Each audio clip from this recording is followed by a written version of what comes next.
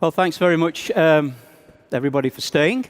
And also great thanks to the organisers for this invitation. It's been a great few days in Basel.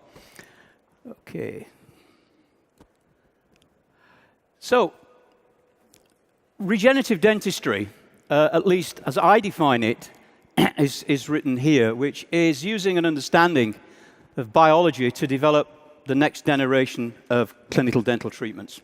And the three areas that I work on in my lab with my group are listed here. Dental stem cells from teeth, from the support tissues, and from the surrounding soft tissues.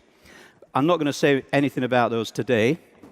Natural tooth repair, using an understanding of how teeth repair themselves to try and enhance that, to create a new way to repair a tooth, and I'll say something about that. But what I want to start with is the ultimate goal, I guess, of regenerative dentistry, and that is to develop a way to replace a whole tooth.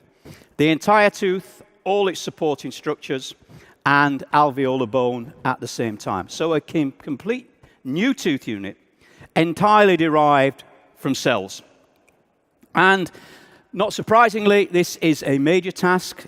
It's taking a long time and still got a long way to go. But what I wanted to do today was just to give you an idea of where we are at the moment and what there is left to do. What are the hurdles left before this can become a reality?